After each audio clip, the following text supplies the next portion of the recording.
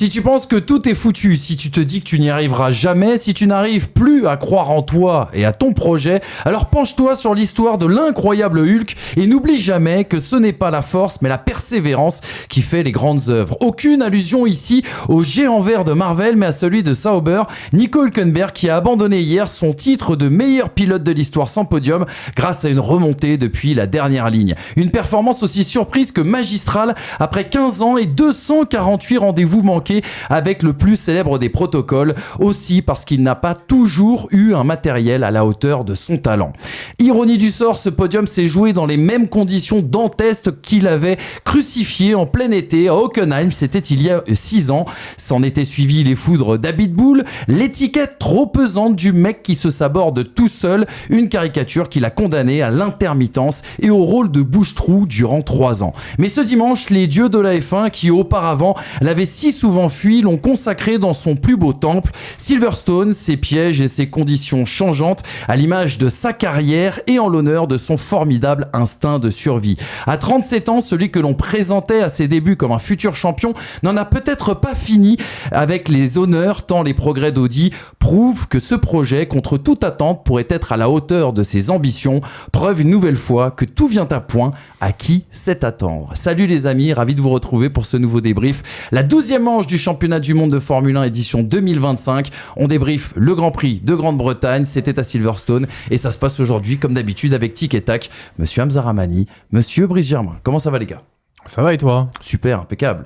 Ambiance humide du côté de Silverstone et du côté de Paris. Les semaines se suivent et ne se ressemblent pas décidément. Ta meilleure introduction de l'histoire. Sache-le. Tu sais que je voulais te rendre hommage à toi. Mais il n'y a aucun moment où il te parle de forme là, on est d'accord. Non mais la forme, sujet. J'ai lu dans les commentaires que c'était écrit avec l'IA, donc on remercie ChatGPT pour cette magnifique offrande. C'est un jour incroyable, Hamza, que tu as vécu hier. C'est un jour de gloire. C'est la plus belle émission. Et c'est pas un latino-américain. Non. C'est-à-dire, t'imagines un peu. Tu vois. Tu me fais entrer dans des cases communautaristes, monsieur Germain, alors que pas du tout. Preuve une nouvelle fois que, in fine, Hamza Rahmani a toujours raison. Non mais ça les historiques le savent déjà. Ceux qui découvrent les pistonnets depuis peu, je pense, vont apprendre aussi à le découvrir, mais évidemment, ça c'est pas une surprise. Les gars, qu'est-ce qu'on a retenu justement de ce Grand Prix de Grande-Bretagne ? Le podium de Nico Hülkenberg. C'est le premier enseignement en effet.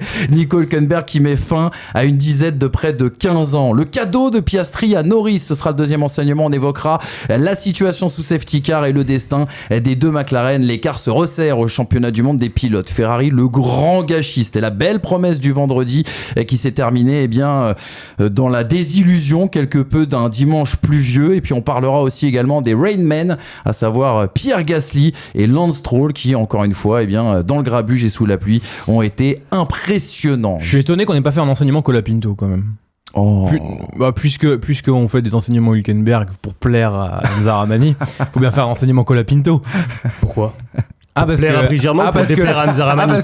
visiblement certains ont oublié qu'il était encensé l'année dernière par la jeunesse de ce Franco Colapinto argentin qui fait la une de Tic Sport tous les soirs que regarde Hamza Rahmani. Il a le il regarde ça, il a le bouquet, il a pas la TNT, il a la TNT argentine chez lui.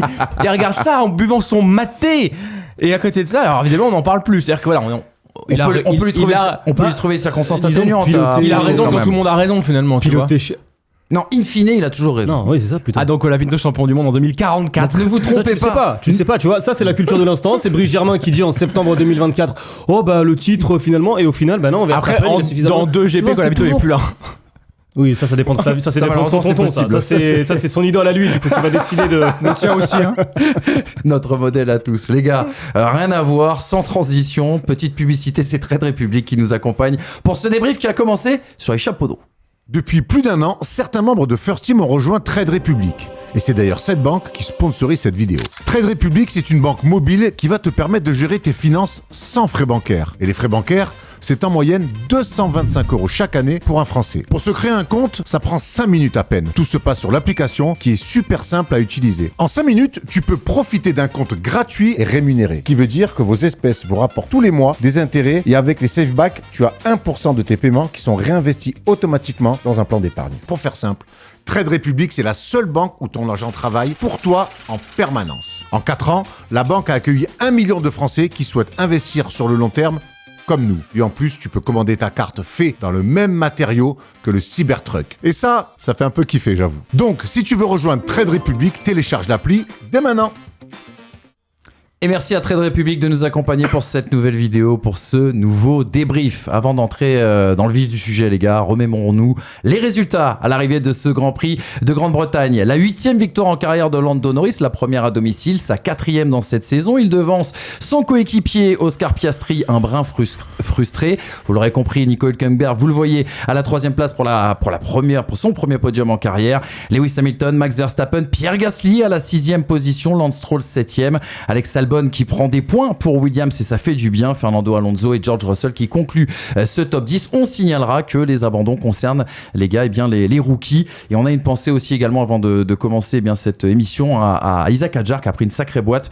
On nous annonçait plus de 20 G au moment de l'impact hier, une belle frayeur, mais ça semble aller en tout cas pour Isaac Hadjar qui nous a donné des nouvelles rassurantes hier. Mais nous on fonce tout de suite sur l'homme qui a été le héros de ce Grand Prix de Grande-Bretagne, c'est Nico Hülkenberg qui a mis fin à 15 ans d'attente, 15 ans de disette, son premier podium pour son 239e Grand Prix en carrière. Sauber qui a dû attendre 13 ans depuis le Grand Prix du Japon 2012 et ce podium de Kobayashi pour pouvoir remonter sur la boîte. On signera que Nico Hülkenberg qui connaît une ascension fulgurante depuis le Grand Prix de Barcelone avec un 4e top 10 consécutif. Une folle remontée depuis la dernière ligne pour Nico Hülkenberg qui a assuré la stratégie parfaite, qui a commis aucune erreur en piste, à la différence d'autres pilotes, Lewis Hamilton, Max Verstappen, Charles Leclerc pour ne citer que, et surtout un Nico Hülkenberg qui a pris plus de points que Verstappen depuis le Grand Prix de Barcelone qui avait vu l'introduction de nouveautés, d'évolutions en tout cas qui ont permis ce bond en avant du côté de chez Sauber. Hamza, je ne tiens pas, je veux absolument ton avis et ton ressenti sur le podium de Nico Hülkenberg parce que là, personne ne pouvait le prédire, en tout cas au départ de ce Grand Prix. Non, personne ne pouvait évidemment le prédire, mais c'est forcément une joie pour un pilote, je disais, que je trouvais pas forcément traité, ou en tout cas pas... Les avis à son encontre, je les trouvais assez sévères justement à cause de cette statistique de ne pas avoir réalisé de podium. Je rappelle que dans sa carrière, il n'a pas eu la possibilité de piloter pour une voiture luttant à la régulière pour le podium. Il a piloté de bonnes voitures, Force India, Renault, etc., mais jamais celle qui pouvait lui permettre de gagner ou de faire des podiums. Il aurait pu, je ne vais pas rappeler son histoire, mais Nico Hülkenberg qui signe son premier podium juillet 2025, on pourrait parler aujourd'hui de Nico Hülkenberg en juillet 2025, quadruple champion du monde. Si Hamilton, on ne va pas refaire l'histoire, mais si Hamilton avait refusé Mercedes, puisque Niki Lauda avait dit à plusieurs reprises que ce pilote-là était le plan B de Mercedes si Hamilton refusait. Donc pour revenir à sa course, en fait, c'est une surprise de le retrouver sur le podium parce que inattendu, mais les circonstances de course et la manière dont lui va profiter des moments qui vont tourner en sa faveur, c'est pas la première fois qu'on le voit. C'est pas la première fois qu'on le voit partir de très loin et arriver dans les points. C'est pas la première fois qu'on le voit prendre les décisions au bon moment. C'est pas la première fois non plus qu'on le retrouve à la lutte. Alors peut-être, paradoxalement, c'est quelque chose de plus visible, encore plus visible depuis son retour en Formule 1. Je rappelle que lorsqu'il est pilote réserve chez Aston Martin, il fait une grosse quali, je me demande s'il fait pas Q3 à Silverstone et finalement il peut pas prendre le départ de la course pour un problème technique. Il se qualifie devant Stroll alors que c'était sa course de rentrée. Donc non, sincèrement, je suis très heureux pour lui. J'ai l'impression aussi que le monde de la F1 est très heureux aussi pour lui. Ah, c'était l'unanimité hier. Donc ou presque. Parce que sur le podium, il y en a qui n'ont pas célébré avec lui, en tout cas pas au début. Vrai. Et d'autres enjeux. Peut-être. Mais non, très sincèrement, vraiment content et heureux pour lui. Maintenant, la prochaine étape, c'est la victoire. on va reparler bien sûr de sa course, mais quand même le symbole, Brice, de ce podium. Les occasions manquées de Nico Hülkenberg, Hamza en a parlé, il a souvent été stigmatisé pour ça après le Grand Prix d'Hockenheim 2019, après les sorties aussi bien sûr de Cyril Abiteboul, on le rappelait tout à l'heure, mais par le passé, déjà des occasions, il n'a pas eu tant que ça, et souvent, il a été quand même empreint de malchance. On repense notamment à Interlagos 2012, on repense à Monaco 2016. À chaque fois, il y a eu un loup, à chaque fois, il s'est passé quelque chose. Nico Hülkenberg, c'est un pilote qui était un peu cumulard en termes d'étiquette. Il a eu l'étiquette du champion de demain, il a eu l'étiquette du garçon inadapté à la réglementation de pneus des années 2010, il a eu l'étiquette du malchanceux, ou en tout cas du fragile mentalement suite à la sortie de Abiteboul en 2018. C'est une résurrection absolument extraordinaire ce qui s'est passé hier. Oui, bah en fait, pour moi, il correspond à la phrase qui a écrite sur le cours Philippe Chatrier à Roland-Garros, la victoire appartient aux plus opiniâtres. Alors, en l'occurrence, c'est le podium appartient aux plus opiniâtres cette fois-ci. Mais nombreux auraient pu arrêter leur carrière tranquillement, parce qu'au final, il a une carrière tout à fait honorable, Nico Hülkenberg. Il a une carrière d'un très bon pilote de Formule 1, mais pour le coup, elle est bien en deçà de tous les prospects qu'on a pu faire sur lui au moment où il débarque en Formule 1. On oublie trop souvent qu'il a une pole à son actif au Brésil.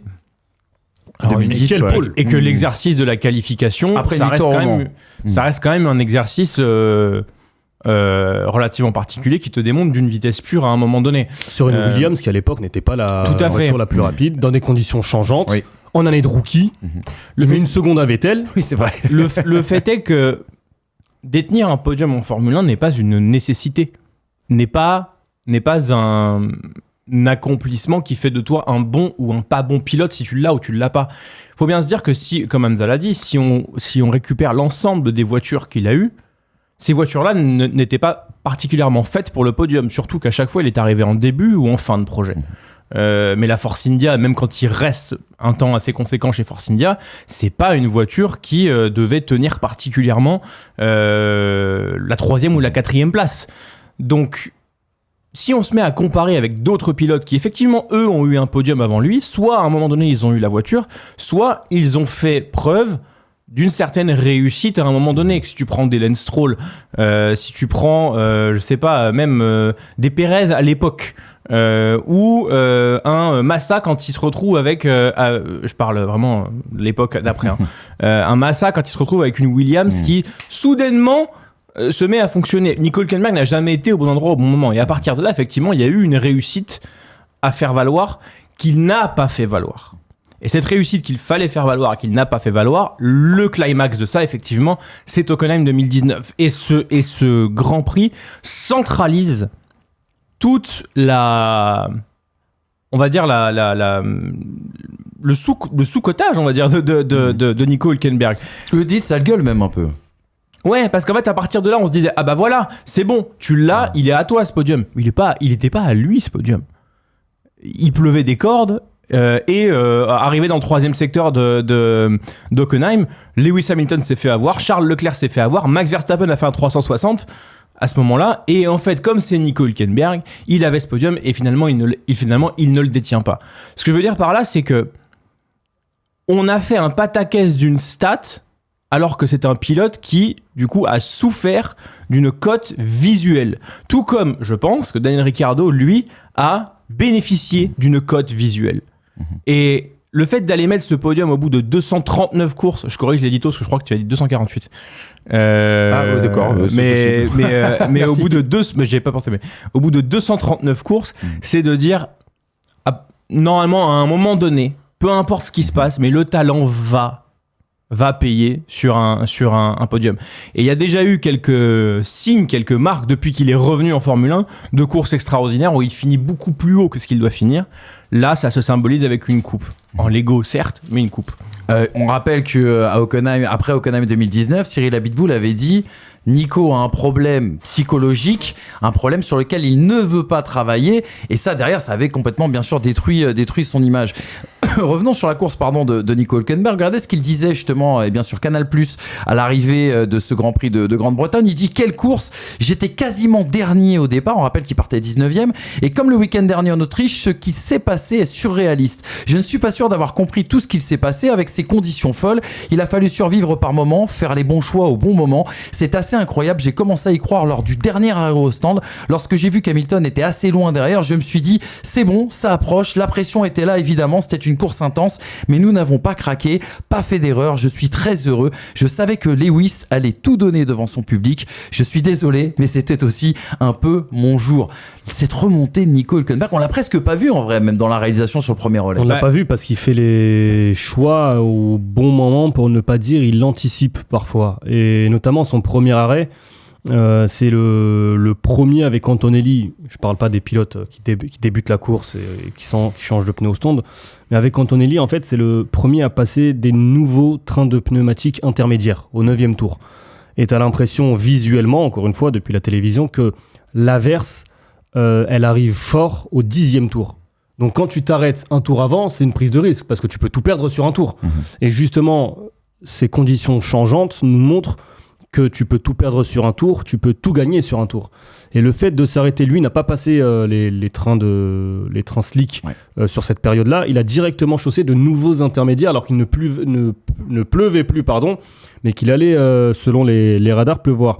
Et tu t'aperçois qu'en fait, le fait de t'arrêter un tour avant la plupart et 2 tours avant certains, c'est sur ce laps de temps qu'il va justement remonter, parce que sur le tour de différence où tu as la grosse averse, que les autres sont en pneumatique, soit slick, soit intermédiaire usé, lui avec ses intermédiaires neufs, il est beaucoup plus rapide.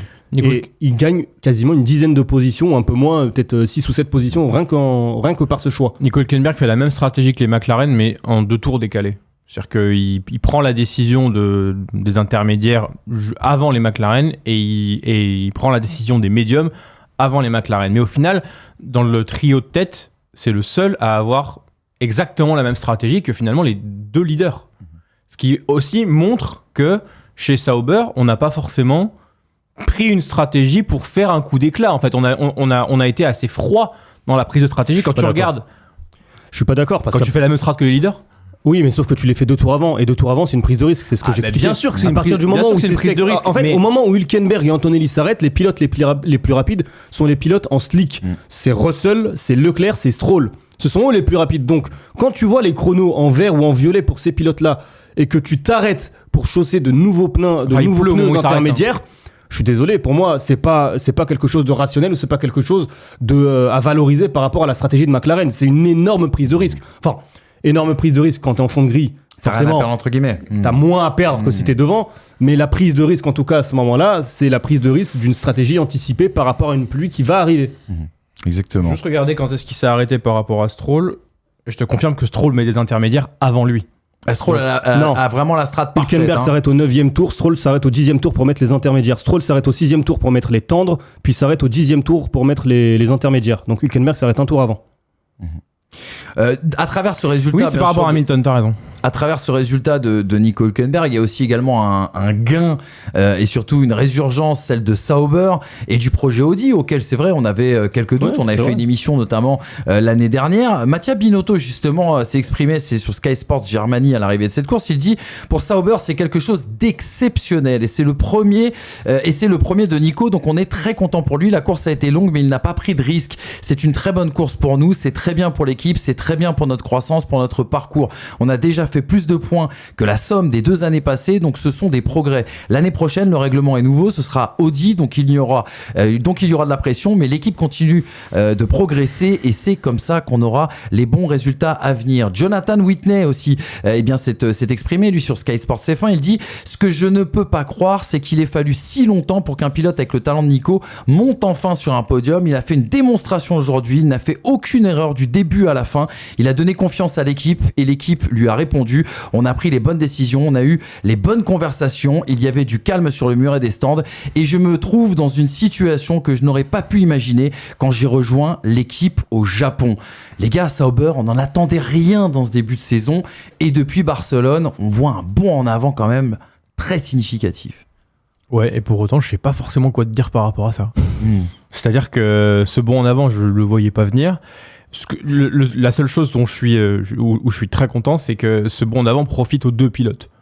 Gabriel Bortoleto en Autriche, il nous fait une performance énorme, même je dis pas de bêtises, en Espagne c'était quand même pas trop mal. C'est là que ça commence à bien fonctionner, ouais. Et voir qu'effectivement en fait il y a un bond en avant d'un coup pour cette écurie qui est quand même une historique, hein, même si des sponsors ont dû gâcher la fête entre guillemets, mais c'est une historique, et surtout effectivement c'est un bon signe pour Audi, parce que c'est pas parce qu'on change de nom qu'on repart sur des bases complètement différentes. On va arriver évidemment avec beaucoup de nouveautés, mais si les bases commencent à être celles d'une écurie qui est midfield voire top midfield, parce que faut pas se cacher, depuis 4 courses, certes aidé par des circonstances de course et certes aidé par des ratés dans d'autres écuries, hein. Quand on voit ce qui s'est passé avec As, ça se trouve, As ils remettent des points aujourd'hui, ils passent pas de 9e force du championnat d'un coup. Aujourd'hui Sauber est la 4e force du championnat sur les 4 dernières courses, c'est un fait, c'est mathématique. Hülkenberg a mis plus de points que Verstappen sur les 4 dernières courses. Hülkenberg est 6e au classement du championnat du monde sur les 4 dernières courses. C'est un fait. Mais ça montre quelque chose. L'année dernière, rappelez-vous les gars, on disait ce projet Audi peine à convaincre les pilotes. On rappelle du cas Carlos Sainz. Mais c'était pas lié aux sportifs. Peine à convaincre, j'allais dire les ingénieurs aussi. Mais c'était plus lié au changement de nominations différentes à la tête justement du projet, du board aussi. L'arrivée tardive de Binotto, les déclarations, effectivement, c'est plus lié à ce contexte-là, je trouve, qu'au résultat. Parce que l'année dernière, si je dis pas de bêtises, c'est Las Vegas où ils marquent leur premier point de la saison. En toute fin de ou Qatar. En toute fin de saison. Qatar, ils marquent de gros points. Je crois qu'ils font même double entrée dans les points d'ailleurs. C'est ça, ils enchaînent Las Vegas et Qatar. Et en fait, à ce moment-là, bon, c'est anecdotique finalement. Tu dis, tant mieux, comme ça, Guan Yu Zhou, Bottas quitte la F1, pas par la grande porte, mais presque. Avec un lot de consolation. Oui, j'entends le rire en face. Ce qu'on appelle la grande porte, quoi. Non, mais il dit ça parce que Bottas revient bientôt chez Alpine. Non, mais plus sérieusement, en fait, quand tu te retrouves sur cette configuration-là où sportivement il n'y a rien, mais qu'en plus en haut, tu sens pas justement le projet, tu vois, comme Aston Martin, l'usine, on en entend parler depuis 2, 3, 4 ans maintenant. Bon, le jour où ça arrivera, là c'est arrivé, tu te dis la prochaine saison. Là, j'ai l'impression qu'on est arrivé un peu en retard, justement. On prend des décisions au moment où c'est pas qu'il ne faut pas les prendre, mais il y a trop de changements. On nomme une personne qui reste 3 mois, puis finalement on en nomme une autre, etc. Donc c'est plus par rapport à ces changements-là qu'il y a eu ce flou autour du projet Audi. Mais sportivement, en tout cas, c'est vrai que moi je rejoins Brice. Je ne m'attendais absolument pas à voir Sauber. Et encore une fois, si ça peut permettre à certains de prendre du recul sur les essais hivernaux, qu'est-ce que je n'avais pas entendu là aussi sur Sauber qui va terminer une saison à 0 points, qui va être au fond de grille type écurie F2 comme As ou Williams ou je ne sais plus qui il y a quelques années. Les deux d'ailleurs, As et Williams pendant 2019 et 2021. En fait, encore une fois, un peu d'humilité par rapport à ce qu'on peut voir et ne pas tirer des conclusions par rapport à ce qu'on peut voir sur des essais privés encore plus quand tu arrives sur une dernière année d'ère réglementaire où la moindre révolution peut te permettre de passer un cap, de bondir au classement. Et là, c'est peut-être le cas. Peut-être que Sauber, jusqu'à la fin de la saison, c'est une équipe qui, comme le disait Brice, sera milieu. Oui et non, dans le sens on n'en sait rien. Non, mais dans le sens où, avec cette ère-là, c'est même pas une question d'essais hivernaux, c'est une question d'un grand prix à l'autre selon un package d'évolution. Enfin, tu peux. Avec le resserrement des écarts, tu peux passer de dernière force à 4e force. Sauf qu'il y a des écuries comme Williams qui n'apportent plus. Oui, d'évolution, tu vois. Donc en fait, si aujourd'hui de l'évolution Sauber, elle marche, potentiellement, elle peut marcher jusqu'à la fin, tout en sachant que Williams ou peut-être d'autres écuries n'amèneront plus rien. C'est ça que je te dis. Ouais, et puis depuis Barcelone, on a vu différentes typologies de circuits quand même. Et on a vu que cette Sauber, même dans des conditions très différentes, grande chaleur ou grande fraîcheur, on la voit. On n'a pas vu beaucoup de virages lents depuis Barcelone, si je dis pas de bêtises. On a eu quand même beaucoup de circuits avec beaucoup de virages rapides. Tu prends Autriche, Silverstone, Barcelone, ça fait déjà pas mal. Il y a eu quoi? Il y a eu Montréal. J'attends de la voir en Hongrie, par exemple, tu vois. Ouais. Là, en Hongrie, peut-être qu'on aura un statut de cette Sauber où, effectivement, si elle continue d'empiler Q3, il y a peut-être moyen de faire quelque chose. Bortoleto fait combien la qualif, là? Alors là, tu me mets. Ah non, mais il est sorti. Non, il n'avait pas fait Q3, mais il y avait potentiel de Q3. Non, il est sorti. Ouais, j'avoue que j'avais pas le souvenir. Mais en tout cas, il y a une réalité, c'est que 17. Il y a une réalité, 16. c'est que ça montre en tout cas que, parce qu'elle a quand même changé de structure, entre guillemets, cette écurie, en intégrant beaucoup de personnel, en intégrant des grands noms. On l'a vu tout à l'heure, on en parlait avec Jonathan Whitley. C'est la preuve en tout cas qu'il y a quelque chose qui se passe en tout cas du côté de Inwil. Je vous rappelle que la rumeur il y a encore quelques semaines, c'était le déménagement d'une usine du côté de l'Angleterre pour justement essayer de convaincre cette matière grise britannique qui a du mal à s'exporter. C'est toujours le cas, hein. Oui, c'est toujours le cas, bien sûr. À la base, c'était prévu pour être un technocentre en Allemagne uniquement, qu'elle ait récupéré les bases d'Inwil, et au final, ils vont avoir une entité bicéphale. On sait que ça peut sourire comme à Mercedes, ça peut pas sourire comme à Alpine, mais ils vont avoir une entité en Grande-Bretagne. Mais ça, c'est peut-être aussi les conséquences du rachat plein et entier d'Audi avant la date butoir, parce qu'à la base Audi voulait racheter 25% par 25%, et finalement ils ont racheté totalement avant parce qu'ils se sont rendus compte du besoin d'être en train de travailler pleinement avant 2026. Et peut-être qu'il y a eu un apport de matière grise, il y a peut-être eu un apport également d'infrastructures, de choses, d'aides qui ont permis à Sauber de sortir d'un marasme qui dure depuis très longtemps quand même. Autre chose à rajouter, les gars, sur Sauber, sur Nico Hülkenberg? Sur Nico Hülkenberg, en fait, qu'attendre maintenant. C'est le premier podium, c'est bien, mais ce n'est pas normal. Encore une fois, moi, ce que j'aimerais voir, du coup, pour les prochains Grands Prix, c'est ce que l'on voit depuis quelques semaines, c'est avoir cette capacité à régulièrement entrer dans les points et être le meilleur des autres lorsque tu as des Ferrari devant qui se plantent en termes de stratégie, quand tu as des Mercedes qui sont en difficulté, quand tu as... Voilà. Maintenant, encore une fois, Nico Hülkenberg, pour moi, ce podium ne change pas la lecture que j'ai sur sa carrière, qui, je rappelle déjà, n'est pas qu'en Formule 1. Tout à fait. Endurance. Ouais, avec victoire en 4 heures du Mans, c'est pas mal. Il a un petit peu marqué l'endurance quand même, Nico Hülkenberg, je crois. D'ailleurs, je crois que c'est le premier pilote de l'histoire qui gagne d'abord l'endurance, puis qui fait un podium en Formule 1. Puisque généralement la catégorie Rennes est privilégiée, c'est un peu logique. Tu dis, j'attends qu'il marque des points régulièrement et qu'il profite de Mercedes et de Ferrari. Par exemple. Écoute, qui continue à le faire en tout cas. Écoute, 5e en Espagne. Barcelone 10 points, Canada 4 points, Autriche 2 points, Grande-Bretagne 15 points. Je pense qu'il devrait satisfaire ton système de notation, non? Ah oui, non, mais moi c'est sur la suite. C'est sur la suite de la saison. Là, il est sur une base de 7e du championnat. En tout cas, dans les pistonnés, on l'avait mis en top, je crois, la saison dernière, Nico Hülkenberg. Non, oui, non, même en 2023 d'ailleurs, on l'avait fait. À l'époque où il n'était même plus dans une voiture.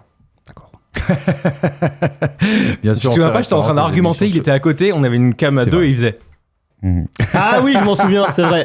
L'approbation visuelle. Et après, il faisait. Et il commençait à jouer avec la cam comme ça, comme si j'avais dans son approbation. Ouais. C'est un honneur. Là, j'ai un badge là. Hein. C'est important. Certifier les pistonnés et à certifier Hamza Rahmani. Et le certifié Hamza Rahmani est un validé petit peu plus par haut, l'Albi Céleste. C'est le plus haut grade que tu puisses avoir. Voilà, en tout cas pour ce premier enseignement, les amis. Deuxième enseignement, ça a été l'un des grands faits marquants aussi de ce Grand Prix de Grande-Bretagne, le cadeau d'Oscar Piastri à Lando Norris qui s'est imposé pour une première fois à domicile, sa 8e victoire en carrière. Lando Norris qui semblait avoir moins de rythme qu'Oscar Piastri, mais qui a surtout fait moins d'erreurs que Max Verstappen, qu'Oscar Piastri, que Lewis Hamilton, que Charles Leclerc, et puis on peut égrener comme ça la liste de manière plutôt longue. Et une constatation pour Lando Norris après cette victoire, eh bien l'écart avec Oscar Piastri fond aussi depuis sa bévue de Montréal. On était à plus de 20 points, on est désormais à 8 unités d'écart. Mais revenons surtout sur le fait majeur, Piastri, le coup de frein sous safety car et cette pénalité de 10 secondes. Est-ce que c'était une pénalité, une sanction méritée, les gars? Est-ce que cette sanction, vous l'avez trouvée trop sévère? On le rappelle, Oscar Piastri qui a été pénalisé là où George Russell, par exemple, au Canada, eh bien, avait été blanchi. On part tout de suite, avant d'évoquer la victoire, je pense, de Lando Norris, partons sur ce fait majeur. Vous, les explications d'Oscar Piastri, peut-être avant qu'on commence à le juger.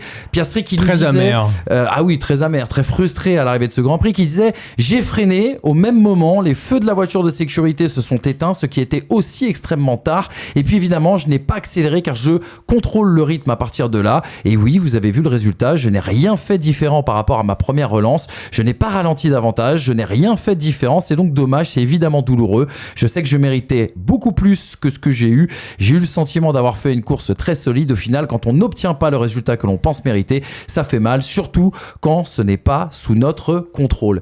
Les 3 questions, je vous rappelle les gars, pénalité Pénalité méritée, pénalité trop sévère. Est-ce que la direction de course a fait preuve d'un manque de constance quand on se rappelle de la décision qui avait été prise contre ou en faveur de George Russell au Canada? Tes questions se contredisent et pourtant je dirais 3 oui.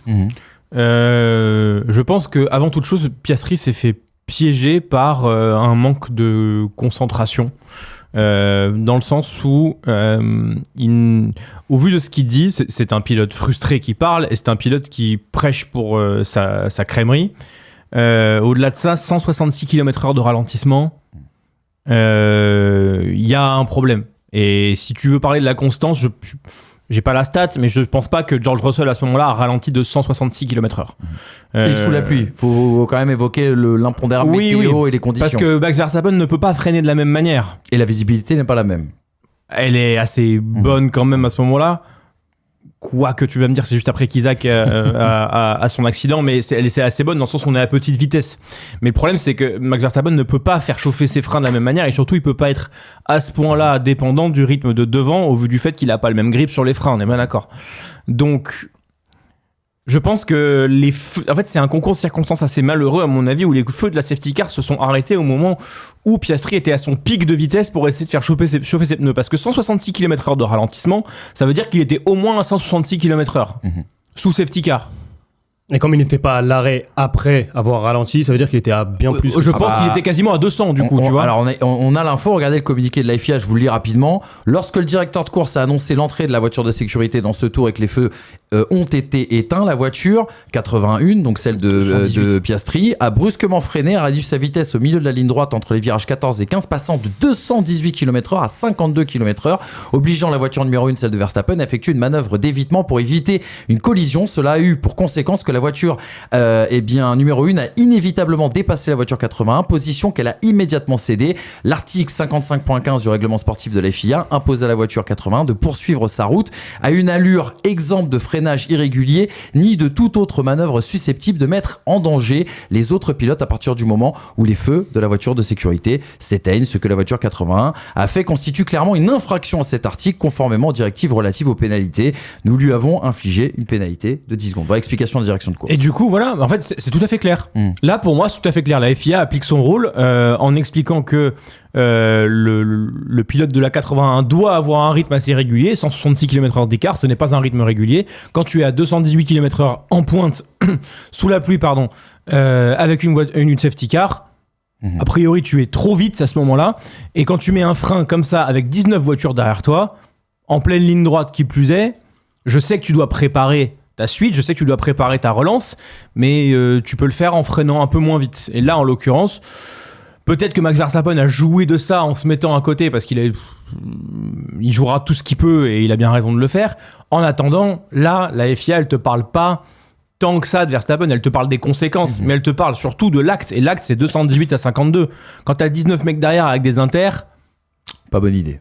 Donc je pense que Piastri s'est fait avoir parce que il aurait peut-être pu faire la même chose sur le sec. Ça aurait été peut-être moins choquant. Il aurait peut-être pas eu besoin de monter si haut en vitesse pour chauffer ses gommes. Ça aurait peut-être été moins choquant là aussi. Je pense qu'il s'est fait avoir et qu'il se fera pas avoir deux fois.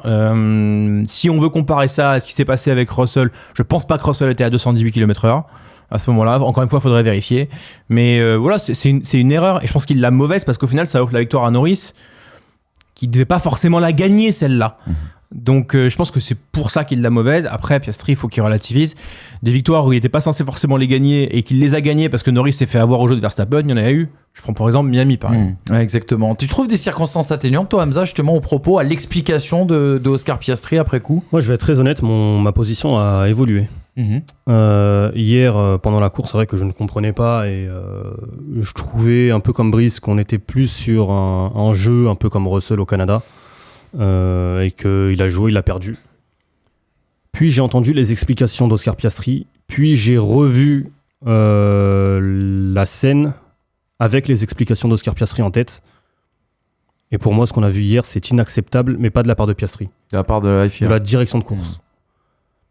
Piastri te dit clairement, parce que alors déjà, la comparaison avec Russell Canada, elle est pour moi totalement hors de propos à partir du moment où au Canada, Russell freine sur la longue ligne droite, on est dans le troisième secteur, donc comme ici. Sauf que la safety car, elle a encore ses feux allumés. Oui, tout à fait. Et là, c'est feu allumé. Là, Piastri, il te dit, au moment où je vois la voiture, la safety car éteinte, on rappelle que le feu de safety car allumé, ça veut dire on a encore un tour supplémentaire. Exactement. Feu de safety car éteint, ça veut dire à la fin de ce tour, la safety car entre au stand. Donc la course pourra reprendre à l'issue de ce tour, d'accord ? Et on est juste avant Stowe, c'est important parce que la relance est faite Piastri, là. Oscar Piastri voit les feux de la safety car s'éteindre. On est dans le 3e secteur, dans la ligne droite. Il reste 3 virages avant la relance, avant le début du tour suivant, sachant que la relance se fait au virage suivant. D'accord ? Donc, il lui reste quoi ? Peut-être 500 ou 600 mètres avant sa relance de course. Lui, il est en gestion, sous la safety car à ce moment-là, gestion de température, l'écart avec la safety car. Et lui dit, je freine tout de suite, parce que voilà, il y a la volonté de préparer le restart. Préparer le restart, c'est quoi ? C'est remettre la température dans les pneus, remettre la température aussi sur les freins, etc. D'où... Parce que tu ne peux pas la garder sous la pluie. Exactement, et au ralenti. D'où la volonté de tout de suite freiner très fort pour remettre immédiatement la température. Parce qu'il lui reste ni de temps, ni suffisamment de temps, ni suffisamment d'espace pour pouvoir avoir des pneumatiques à bonne température et manifestement des freins à bonne température au moment de la relance, lorsque lui aura décidé de sa relance. Et on l'a vu, lorsqu'il repart, Verstappen se plante. Peut-être que Verstappen, lui, n'a pas eu la possibilité de chauffer de la manière. Mais en fait, pour moi, le scandale, et je parle de scandale, c'est la décision de la direction de course d'informer les pilotes dans le 3e secteur. Dans le 3e secteur, qu'à la fin de ce tour, vous pourrez repartir. Pour moi, je pense qu'il faut instaurer une règle. Lorsque l'on entre dans le 3e secteur, vous faites minimum un tour suivant avec la safety car. Parce que là, effectivement, Oscar Piastri est... C'est vrai que l'agacement de Piastri, moi, en fin de course, lorsqu'il dit j'ai pas envie de parler, c'est Jenson Button, je crois, qui posait la question. Tout le monde, il l'a fait. Même en conférence de presse, il était peu local. Oui, mais en fait, moi, l'explication, il l'a dit pas forcément aux médias, il l'a dit en cool room. D'abord à Hülkenberg, puis à Norris. Tu vois, donc entre pilotes. Et c'est vrai que je comprenais pas forcément son agacement avant d'avoir cette explication dans la cool room.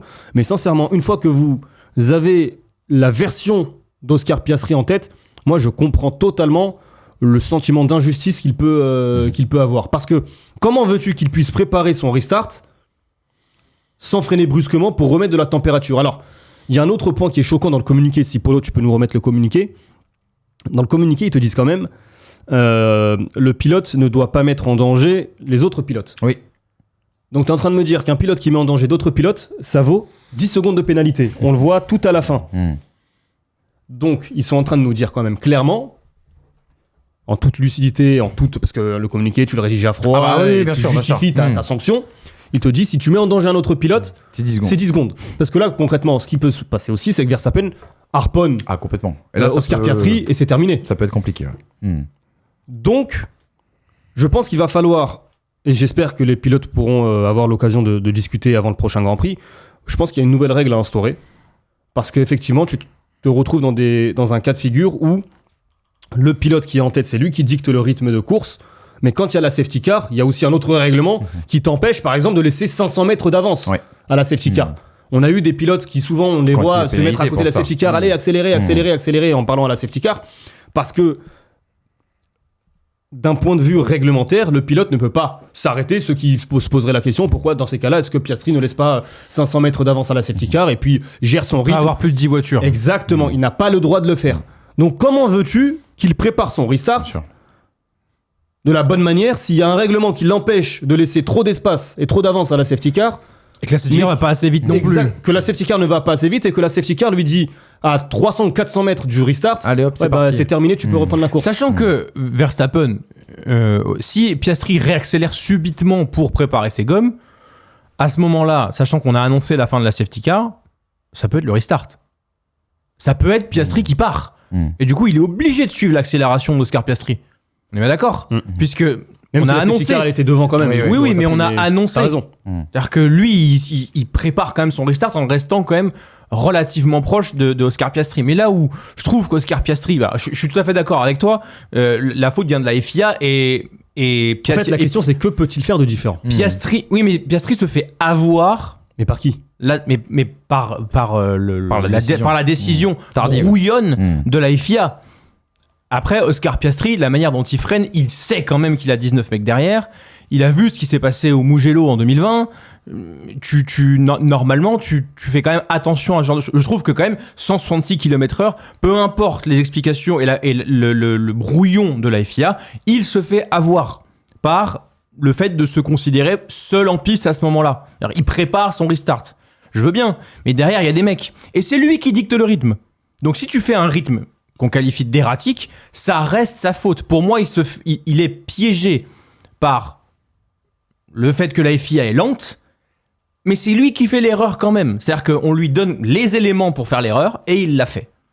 Je viendrai pas excuser à 2000% Oscar Piastri là-dessus, qui pour moi s'est fait avoir. Moi, je n'excuserai pas Piastri dans cette situation-là si l'erreur, comme tu dis, on invite Oscar Piastri à commettre l'erreur, mais que ça vient d'un autre pilote. Là, ça vient de la direction de course. Donc là, il y a interférence sur le sportif. Si Max Verstappen ne se retrouve pas juste devant comme ça, on n'arrive jamais à cette conclusion. Exactement. Là, pour moi, il y a interférence sur le sportif. Et ça me rappelle une situation il y a quelques années. Je crois que c'était au Qatar, si je dis pas de bêtises. Je pense que dans les réactions sur YouTube, ils me corrigeront si nécessaire. Virtual safety car. On est en toute fin de course. Je crois que c'est au Qatar. Sergio Pérez est sous Red Bull. Et pareil, là aussi, d'un point de vue réglementaire, le règlement te dit, entre le moment où on annonce la fin de la virtual safety car et le drapeau vert, il y a un laps de temps, je crois, on va dire que c'est 15 secondes. Entre 10 et 20 secondes, tu vois. C'est ce laps. Et en fait, le virtual safety car ending, il dure peut-être 40 secondes. Il y avait eu un bug à ce moment-là. Et ça avait coûté une position à Sergio Pérez. Qu'a fait la direction de course pour essayer de rétablir absolument rien. Tu vois, donc, à un moment, il faut aussi que tout le monde prenne ses responsabilités. Moi, je veux bien qu'on sanctionne Piastri parce qu'on considère effectivement que ce qu'il a fait, c'est quelque chose de dangereux. Mais soyons intelligents pour éviter justement ce genre d'erreur de se répéter. Parce que là, encore une fois, j'insiste, et je vous invite tous à voir, parce que malheureusement, le hasard fait que sur la F1 TV, quand tu prends la caméra embarquée de Piastri, malheureusement, à ce moment-là, on est sur l'aileron arrière. Ah. D'accord, donc on voit pas exactement à quel moment lui il voit. T'as de la chance, t'as déjà accès à la caméra embarquée de Piastri. Oui. Par contre, ce qu'on peut noter, c'est qu'avec la réalisation internationale, donc là, tout le monde a accès à la réalisation internationale, on a quand on est dans l'enchaînement de virages Stowe... Oui, ça, ouais. Je les ai jamais dans le... Beckett, Maggots, Beckett, Chapelle. Hamza. Ah ouais, non, mais l'ordre, c'est terrible. Lorsqu'on arrive justement à la sortie de cet enchaînement et qu'on va débuter justement ce troisième secteur, on a une caméra depuis la tribune, on voit effectivement que les feux de la voiture de sécurité sont allumés. Derrière, on passe en caméra embarquée de Norris, là on peut plus voir. Et effectivement, le plan suivant, c'est Verstappen qui arrive à la hauteur de Piastri. Donc, la version de Piastri, pour moi, elle est tout à fait plausible. Et elle a été défendue par McLaren, ce qui est quand même assez fou quand on pense que c'est Lando Norris qui a remporté. Non, mais on voit cette déclaration d'Andrea Stella qui, ménage un peu la chèvre et le chou, mais assez clair quand même dans ses déclats. Il dit « Nous pensions que la situation était assez compromise par la décision tardive de la voiture de sécurité de rentrée qui a mis Oscar dans une position difficile et que cela n'avait pas été pris en compte. La sanction a été globalement sévère, mais nous allons analyser les données. Comme d'habitude, nous verrons si nous pouvons en tirer des leçons. C'est dur pour Oscar car il a très bien piloté aujourd'hui. Il méritait bien mieux. » Hypocrisie, malhonnêteté. Ah, parce qu'il aurait dû rendre la place à Lando Norris. Non, c'est pas le sportif. Comme l'a demandé Oscar Piastri. Si Verstappen est à la place de Norris, McLaren va faire appel. McLaren va défendre son pilote. Ouais. Là, c'est parce que c'est un doublé qu'on ne va pas forcément... Sauf que, en fait, là, justement, tu entres dans une considération qui n'est pas d'honnêteté vis-à-vis du règlement, mais disons, ça m'arrange, écoute, j'ai quand même mon doublé de pilote, peu importe l'ordre, j'ai pas forcément besoin d'aller plus loin. Si c'est Verstappen ou tout autre pilote qui s'impose, ou si Oscar Piastri avait dû céder sa deuxième position à un autre pilote, à Hülkenberg par exemple, et que Piastri termine troisième, je mets ma main à couper, ils vont porter réclamation. Oui, ils acceptent volontiers de faire de la politique en interne et de voir Lando Norris se rapprocher pour que derrière on écarte de plus en plus la situation où un pilote serait en difficulté et donc créerait un problème en interne. Donc du coup, moi je pense que ça les arrange de les avoir très proches comme ça le plus longtemps possible. Donc effectivement, ce que tu as dit est vrai. Si c'est un autre pilote, Enfin là, c'est quand pas même, forcément Andrea la Je Stella, même partais pas sur ce terrain, je partais pas sur ça arrange que Norris gagne. Hein. Moi je partais vraiment sur le côté Non, mais les deux, doublé, les deux. et puis du coup. Mais quand même que sur cette déclaration, on voit qu'Andrea Stella dit la décision de course, enfin la direction de course a pas pris la bonne décision. Oscar Piastri méritait quand même beaucoup mieux que ce qui lui est arrivé. Enfin, il y a quand même des choix forts alors qu'on a une voiture dominante et deux pilotes qui jouent le titre de champion du monde il y a et un des- pilote britannique qui s'impose à domicile. Il y a des pas de choix. déclarations, Il y a pas de choix. fortes devant des médias qui n'engagent à Oui, rien. oui, il y a pas de choix. Tu vois, Mais, n'importe qui peut parler devant un micro. Si on peut, bah ouais, visiblement. Regarde où on est. Là, si on devait faire quand même un petit vision Step back. d'ensemble. Ouais, mais je vais pas dire ça. Pas en arrière. Ouais, un pas en arrière. Si on dézoome. Oh, ça va. Si on regarde un petit peu en arrière, il faut absolument que la FIA prenne des décisions qui vont avec les caprices commerciaux de la FOM. C'est-à-dire que aujourd'hui, on a des voitures qui font 6 mètres de long sur 2,50 mètres de large. J'exagère bien évidemment, mais qui pèsent 800 et quelques kilos. Qui ont des pneus pluie qui ne peuvent pas rouler sous la pluie et donc on ne peut rouler que sur des pneus intermédiaires, qui dégagent un spray énorme. Aujourd'hui, ces voitures-là, si elles se retrouvent derrière la voiture de sécurité, elles n'ont pas le potentiel d'aller mettre les pneus dans une fenêtre qui leur permette de repartir en conditions de sécurité. Max Verstappen n'est pas le dernier des peintres, et pour autant, il s'est fait piéger. Et derrière, on a un spray qui fait que Isaac Hadjar va taper Antonelli. Je dis ça dans le sens où, au moment où tu arrêtes la voiture de sécurité, tu dois laisser aux pilotes l'occasion de remettre leur monoplace dans un état de faire la course. Si elles ne sont pas dans un état de faire la course, il se passe ce qui s'est passé. Et dans ces moments-là, en fait, on crée des lois des séries. À chaque fois, nous avons, dans ces moments-là, une safety car, un restart, pneu pas chaud, accident, safety car. On l'a vu en F2. C'est passé en F2.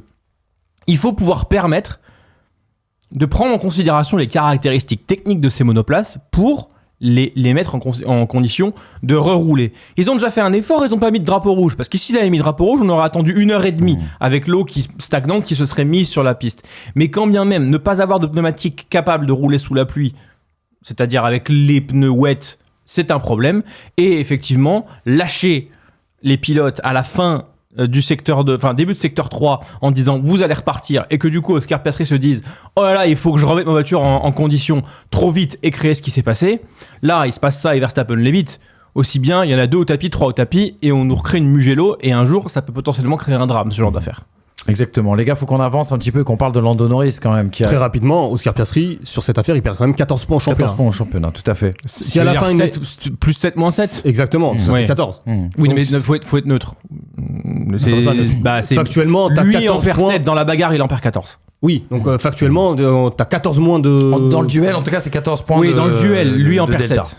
Exactement. Donc 14 sur Norris, si on prend le classement au championnat par rapport à sa victoire qui aurait dû être Là, une tu victoire. nourris ton angle, c'est pas... Non, c'est juste factuel. Dans la bagarre. Si les champions, ou si Norris est champion avec 14 points de moins par rapport à Oscar Piastri, on se souviendra de Silverstone. On repensera à Silverstone 2025.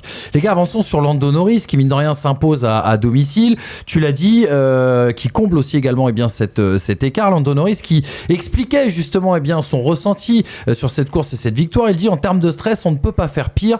Je dois saluer Oscar, il a été rapide tout le long. Il doit être applaudi car il s'est bien battu et j'ai apprécié ces moments en piste tous les deux. C'est tout ce dont je rêvais et ce que je voulais accomplir. Hormis un championnat, on ne fait pas mieux que ça en termes de ressenti, c'est-à-dire gagner à Silverstone, gagner dans son pays bien sûr national, de fierté d'une chose à réussir. Ça a commencé quand je regardais tout ça à la télévision il y a longtemps et j'ai pu le faire à mon tour. Ton esprit est aveugle, on oublie tout ce qu'on a pensé avant et je me disais juste de ne pas foirer, c'est la première règle, mais dans les derniers tours j'ai commencé à réaliser, à profiter du moment car ça ne pourrait jamais arriver, ça pourrait ne jamais arriver de nouveau. Il y a quand même un truc intéressant, c'est que on lui était tombé dessus à juste titre, Lando Norris, après sa bévue du côté du Grand Prix du Canada.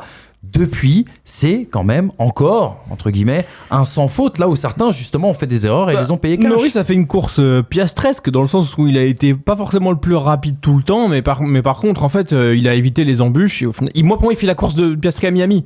Et à l'inverse, Piastri... Une course de champion du monde, je suis désolé. Ah oui, là, oui, tout à fait. Et il enchaîne. 2 victoires consécutives, ça c'est encore quelque chose de très important. C'est la première fois de sa carrière. Hormis Abu Dhabi 2024, Australie 2025, même si bon, il y a l'intersaison au milieu. Mais sur 2 grands prix consécutifs dans la même saison, effectivement, ça n'est jamais arrivé. Et il faut saluer quand même quelque chose, c'est qu'effectivement, on lui est tombé dessus à juste titre quand on a vu les erreurs, mais cette suspension lui change la vie. La manière dont cette suspension a été changée pour mieux pas considérer pour mieux convenir à son pilotage et du coup avoir un meilleur ressenti dans les mains, là que dans les fesses, lui c'est dans les mains, ça lui change la vie en termes de confiance. Depuis le changement de suspension, tu le vois quand même faire beaucoup moins d'erreurs, être plus agressif et retrouver justement cette confiance en lui et en la voiture qu'il avait l'année dernière, malgré des erreurs, mais qui le faisait perdre énormément face à Oscar Piastri. Parce que si ça durait encore, ça allait être la tête qui allait être atteinte face à Oscar Piastri. Là, il réussit à inverser la tendance en disant, écoute, la suspension me convient, je reviens au championnat, je suis dans la lutte, je ne suis pas effondré par rapport à Oscar Piastri. Et là, ce qu'on voit effectivement, c'est qu'Oscar Piastri ne va pas avoir un long fleuve tranquille devant lui. Pour être champion du monde, il va falloir qu'il fasse face à un Lando Norris qui a repris confiance en la monoplace et qui visiblement devrait faire moins d'erreurs qu'en début de saison. On rappelle que Norris était plombé aussi en début de course lorsque tu as le double arrêt chez McLaren, qu'il avait passé Verstappen je crois sur la piste et qu'il doit céder sa place parce que justement il y a un problème à l'avant-gauche. Et on a vu à quel point justement le fait de dépasser Max Verstappen t'offre un rythme. Enfin, Piastri, on l'a vu lorsqu'il a passé Verstappen, il volait. Norris, il aurait pu aussi voler et écarter totalement, définitivement Max Verstappen. C'est vrai qu'il n'a pas été aidé sur cet arrêt, mais là, il y a aussi une confirmation après ce que l'on a vu en Autriche sur le sec et ce que l'on voit à Silverstone aujourd'hui sous la pluie. La McLaren est seule au monde. La McLaren est seule au monde. Après, il y a... moi, j'aurais aimé voir un Max Verstappen sans des réglages qui l'ont tué sous la pluie. Mais qui lui permettent aussi de se qualifier très haut, d'aller chercher la pole et de partir très haut. Tout à fait. En débraquant arrière, on rappelle. Mais s'il se qualifie P6 et qu'il a une voiture qui lui convient sous la pluie, c'est peut-être pas la même limonade, encore une fois. Si, on est bien d'accord. Ça fait 6 ans qu'on le dit.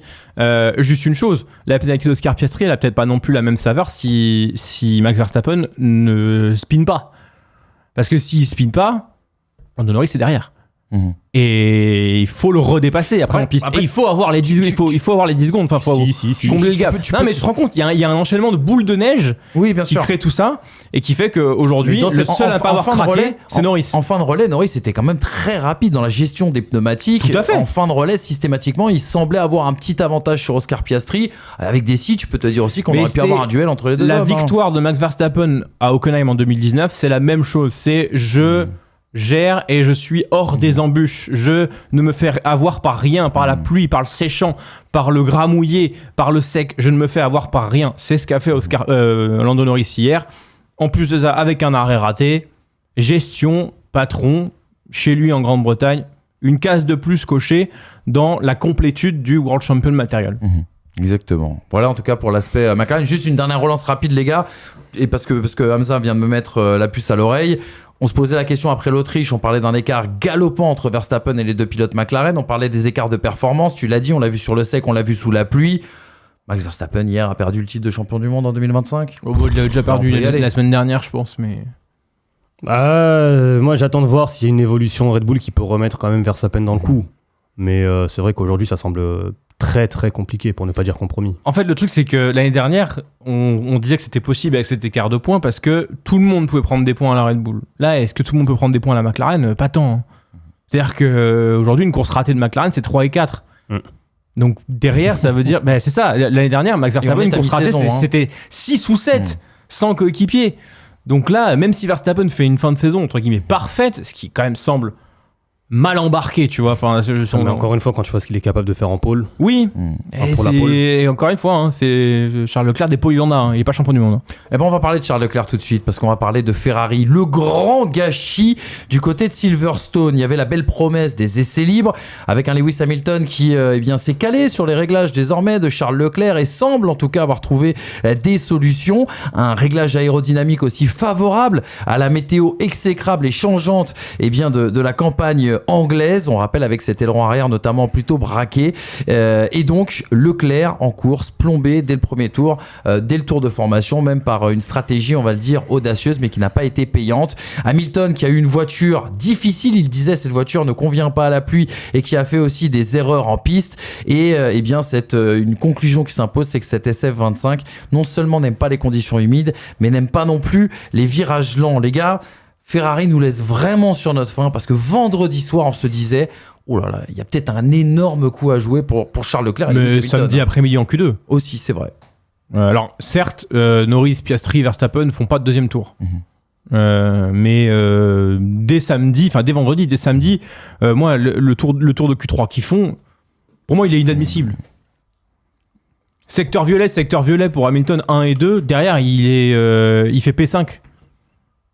Pourquoi ? Parce qu'il va mettre une roue dans l'herbe au moment où il freine. Et on rappelle que c'était archi serré, c'est-à-dire qu'il fait P5 en étant un dixième, ça. Leclerc il fait un tour à 7 dixièmes, un tour il est dans le match, mais il est jamais dans le match avec Hamilton. J'ai l'impression quelque part qu'il y a eu trop d'enjeux d'un coup, tu sais, et qu'on est allé perdre ce qui leur tendait les bras, mais à minima la deuxième ligne, enfin mieux que le quatrième d'ailleurs.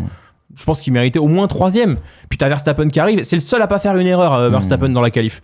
Norris et Piastri ils surconduisent, Hamilton il surconduit, Leclerc il surconduit, Verstappen ne fait pas d'erreur et il le dit. J'ai vu sur le troisième secteur l'avance que j'avais, du coup le troisième secteur, j'ai pas pris de risque. C'est indécent, mais Hamilton, je te rejoins. Hamilton, normalement, s'il commet pas cette erreur, tu pars du principe que c'est deuxième sur la Parce grille. que derrière, dans le club, il est. Tu sens que l'arrière, il commence à. Pas stylé comme Oscar Piastri, mais un peu moins. Donc derrière, la qualif, elle te ruine déjà. Le choix d'aller dans les stands au premier tour, alors, encore une fois, on n'est pas à leur place. On n'a pas évidemment le grip qu'ils ont, etc. Ni les logiciels, ni toutes les choses. T'as eu le matin même l'exemple de pilotes qui disent c'est bon, c'est sec, qui rentrent et qui se foutent au tas. La piste ne sèche pas vite. Tu l'as vu en F2. C'est pas les mêmes monoplaces, elles dégagent pas la même quantité d'eau, soit. Et en plus de ça, tu te permets de prendre une décision dans un circuit qui coupe le troisième secteur. L'endroit qui est le plus trempé, tu vas même pas le parcourir. Bon, c'est très facile a posteriori de dire c'était une connerie, mais en attendant, t'avais quand même beaucoup d'éléments qui pouvaient te montrer que ça en était. Et la preuve, ils sont quoi ? Ils sont 15 à pas être rentrés. Alex Albon en a très bien parlé, je crois, dans le débrief F1 TV. Exactement ce que je voulais dire. Vas-y, je te dire. Mais en fait, Albon, il te dit moi aussi, je comptais entrer au stand, j'arrive dans le troisième secteur, je vois que c'est trop humide, je leur dis non, je reste en piste. Et tu ne fais pas la partie la plus trempée du troisième secteur. C'est-à-dire que la seule partie qu'ils ont de mouillé, c'est à partir de Stowe. Donc, ils ont un virage où c'est mouillé et après, ils tracent tout droit, en sachant qu'il te reste Veil et Club derrière. Tu vois les dégagements aussi d'eau. Dégagement d'eau lorsque les pilotes roulent sur le tour de formation. Mais même dans hangar. Dans hangar, il y a eu des dégagements d'eau. C'est-à-dire avant d'entrer au stand, tu vois qu'à ce moment-là, ça peut être humide. Bon, après, c'est un choix, il n'est pas payant. Je te rejoins justement sur le côté la prise de risque. À partir du moment où Silverstone est particulier, tu ne fais pas tous les virages justement au moment de couper pour entrer au stand. Maintenant, je vais pas taper sur Ferrari, je vais pas taper sur Mercedes, sur Racing Bulls, qui est entré. Enfin, sur tous ces pilotes qui sont entrés. Colapinto aussi, le pauvre, qui n'a même pas pu démarrer après ce. Pas eu taper dessus, ouais. Oui, là, en l'occurrence, c'est encore sa voiture. Maintenant, sincèrement, sur le week-end global de Ferrari, en fait, c'est un week-end imparfait de tous. Leclerc, Hamilton, l'écurie. Donc à partir du moment où tu fais un sauf la voiture pareil, oui, t'en sortir avec une 4e place, c'est terrible à dire parce que t'as Nico Hülkenberg qui est devant toi. Mais le podium il doit l'avoir. Est-ce que Ferrari pouvait espérer mieux sur un week-end aussi compliqué dans la gestion, dans l'application? Bon, sincèrement, j'en doute. Je sais pas, moi le podium il doit l'avoir pour moi Hamilton. Il en fait des erreurs. À la sortie des stands, alors certes, Fred Vasseur dit que les erreurs d'Hamilton lui ont pas forcément coûté le podium, c'est la stratégie qui a été mieux menée du côté de chez Sauber qui justement lui a permis à Hülkenberg de passer devant Lewis Hamilton. Alors donc quand il sort en pneu soft des stands après avoir mis les intermédiaires, que dans l'arena il va complètement dehors et qui roule dans des flaques d'eau et qui ruine complètement les pneus soft qui étaient sous couverture chauffante, qu'il aurait pu faire chauffer après dans Brooklands et dans tous ces enchaînements de virages qui tapent sur les pneumatiques. Là, passer dans des flaques d'eau, c'est vrai que ça va pas du tout ruiner l'écart qu'il peut y avoir. Il y a peut-être sur des datas. Il y a quelque chose de très important quand on parle de chauffe de température, etc. Lorsque l'on sort des stands, la piste, elle est humide. Oui. Ce qui n'est pas le cas de la trajectoire naturelle de la piste où tous les pilotes qui passent durant 40 tours, que ce soit en intermédiaire, tu le vois bien sur l'onboard d'Hamilton quand il sort d'ailleurs. Sécher la piste. Ce qui n'est pas le cas, encore une fois, la sortie des stands, elle est humide. Donc forcément, déjà, la température, tu la perds un petit peu ici. Après, je te rejoins sur le fait de passer sur la flaque d'eau qui... Et donc derrière, il perd une position par rapport à Russell qui va regagner derrière là quand il sort un peu large. Je crois que c'est dans le COPS, je suis pas sûr, mais il sort un peu large. C'est dans le COPS parce que Russell veut passer. Enfin, il passe. Il était à la lutte avec Gasly à ce moment-là. Il y a Gasly, Russell et Leclerc. Mais il en perd du temps. Il y a plein de moments où il en perd du temps, Hamilton. Et puis, que dire de la course de Charles Leclerc, hein. Et pourtant, Dieu sait que... Charlot Leclerc, d'ailleurs. Dieu sait que je l'ai suivi, hein. Mais j'ai vu Massa en 2008. Vraiment, j'ai vu Massa en 2008. La manière dont il taille tout droit dans Maggots Beckett Chapelle, là, j'ai l'impression qu'il est à 170 km/h. Je sais pas. Après, il y a une réalité, les gars. Vous avez vu, vous avez vu comme moi des on-board de cette Ferrari. On a vu d'ailleurs, Lewis Hamilton, c'est plein de snaps, d'écarts, de moments où il perd la voiture, que ce soit Leclerc ou Hamilton. On les a vus quand même passablement en galère au volant de cette voiture sous la pluie. Ce qui est terrible, c'est que c'est la course où il ne fallait pas avoir de pluie pour Ferrari. Ouais, c'est vrai. C'est vrai, t'as raison. La petite stat, regardez, Lewis Hamilton qui avec cette P4 hier a mis fin à une série de 12 podiums consécutifs du côté de Silverstone. Lewis Hamilton qui disait justement à l'arrivée de cette course, qui évoquait comme vous une course difficile, pas très bonne de mon côté, disait-il.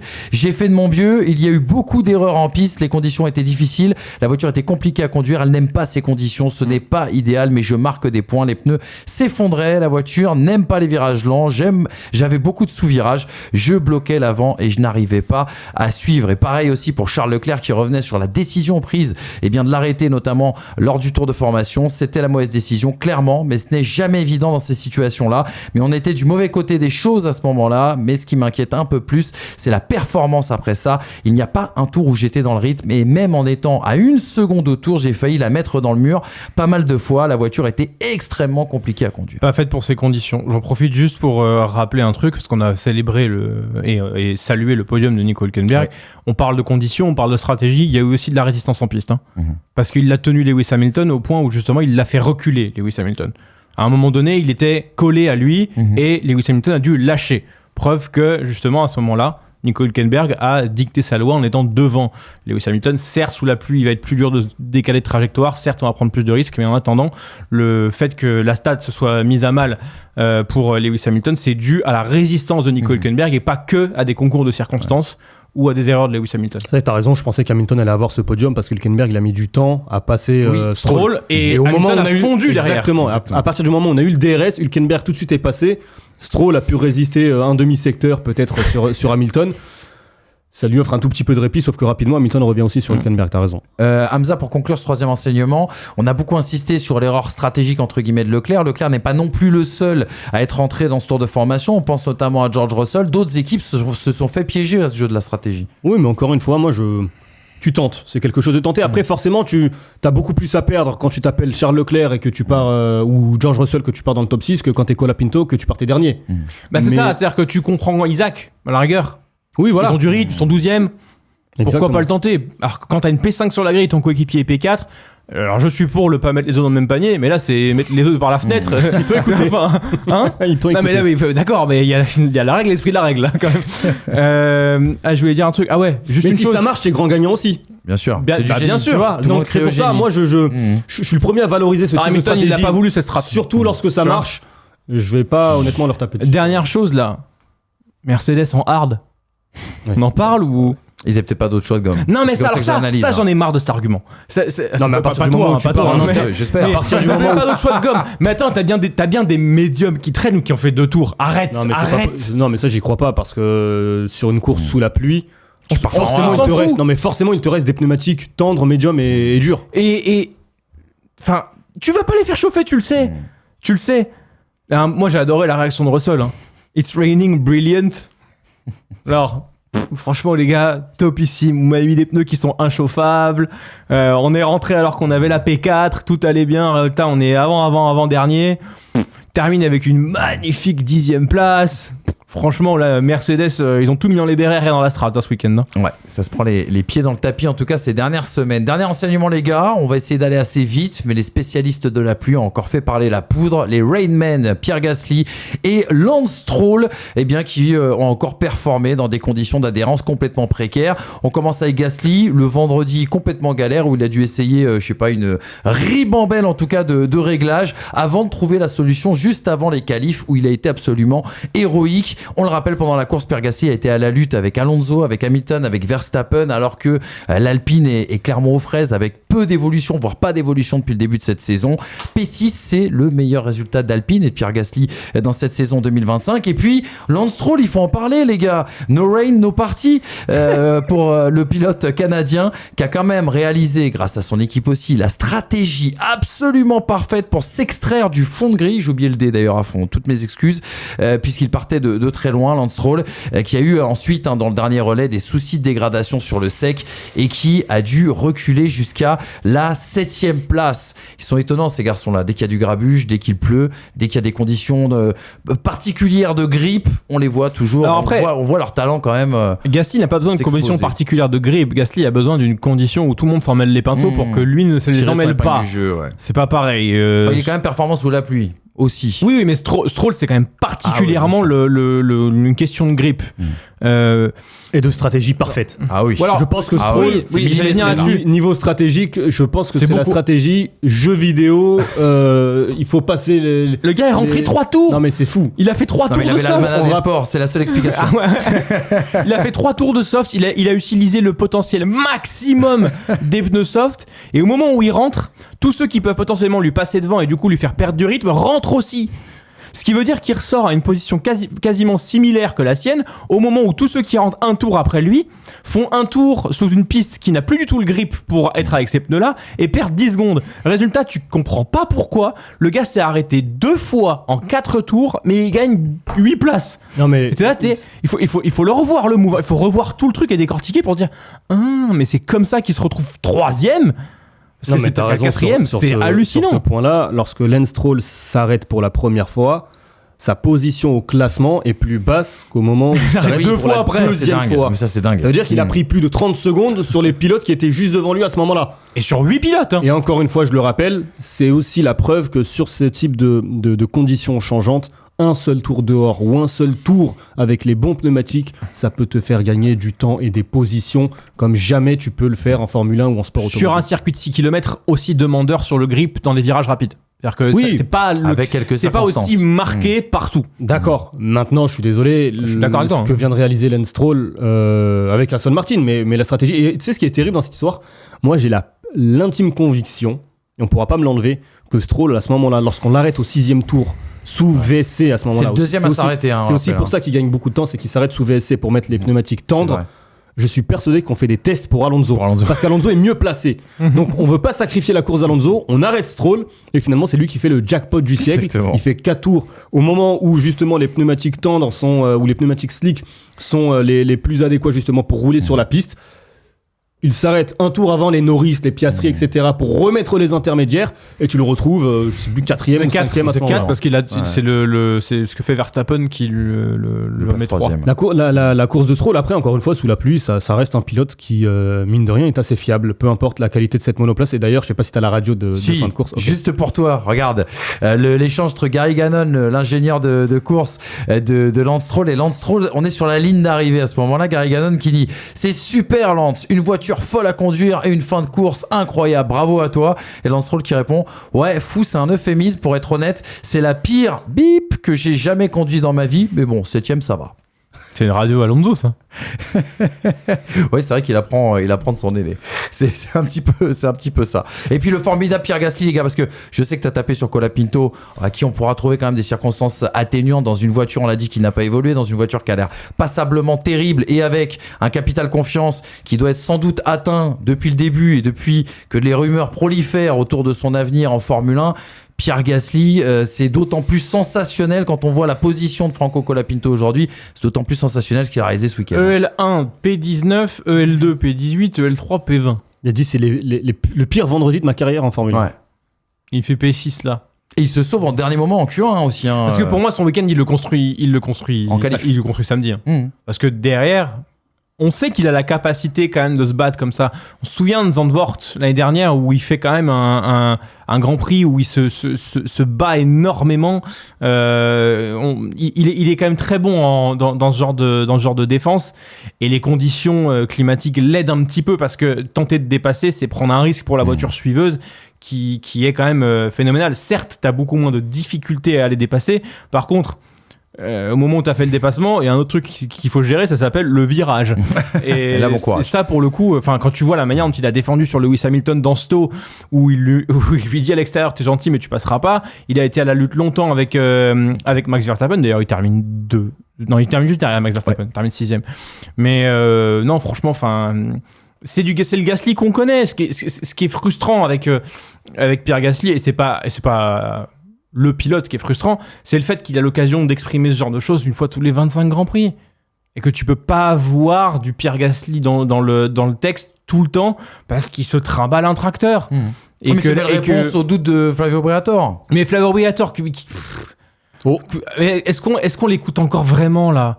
Je sais pas. Est-ce que en fait avec le problème c'est qu'il a quand même un pouvoir décisionnel assez important quoi. Donc t'es obligé un peu de l'écouter. Non mais son boss est parti, lui il est encore là. Non mais bien évidemment. Mais ce que je veux dire c'est que on l'écoute. Est-ce que tu veux vraiment l'écouter sur le talent des pilotes à l'heure actuelle ? Est-ce qu'il est pas en train de prêcher pour des paroisses différentes, lobbyistes D'accord, mais tous les vents sont contraires aujourd'hui pour Pierre Gasly. Et donc du coup, quand il fait une performance comme ce qu'il a réalisé ce week-end, je trouve que c'est d'autant plus à mettre en valeur. Oui, mais moi lumière. j'aimerais bien que Pierre Gasly se casse de cette écurie. Ouais. Très honnêtement. Fabio Briatore, il a mis Jack Doohan pour signer la prime de management. Faut rappeler que Fabio Briatore est manager de Jack Doohan. Il met Jack Doohan, Fabio Briatore a une prime de Grand Prix après, il vire Jack Doohan. À un moment donné, en fait, ce que Fabio Briatore dit des pilotes, il a critiqué Pierre Gasly durant des mois, et hier, c'est son Messi. Faut arrêter. À un moment donné, Pierre Gasly vaut mieux qu'une voiture qui est dernière au championnat du monde, et j'ose espérer pour lui qu'il se sortira de ce pas-là. Il a voulu sortir du giron Red Bull, c'est très bien. Ne t'enterre pas dans le giron Alpine parce que oulala. En tout cas, j'entends qu'Alpine a un tracteur. Paraît-il. D'accord. Non mais c'est valable pour Gasly mais pas pour Colapinto du coup. Je note. Oui, c'est avec géométrie variable. Qui met des points Qui met des points? Oui, il y en a un qui est un rookie et l'autre qui en est à ça. Non, mais j'avais oublié, parce qu'en fait, j'avais oublié faut quand même rappeler que le traitement argentin de Colapinto, c'est. Alors, en termes de notoriété. Vous vous reprochez un chauvinisme. Tous les deux, c'est ça qui est génial. Cette affaire. En termes de notoriété, t'as Messi, Colapinto. Tu vois? Pas Dibu Martinez est juste là, tu vois. mais vraiment, André Di Maria, il est là, tu vois, à côté. En numéro 1, tu vois, ça c'est très mal me connaître. Mais en numéro 1, ça reste Nico Hülkenberg. Bien évidemment. Mais je crois que sur Alpine, très rapidement, je crois que Nico Hülkenberg a quelques origines. Gasly, Gasly, sa qualif, c'est pas sous la pluie. Non. La Q3 qui va décrocher, c'est pas sous la pluie. Ouais, c'est que t'as raison de le préciser. Tu parlais des points. Non, Flavio.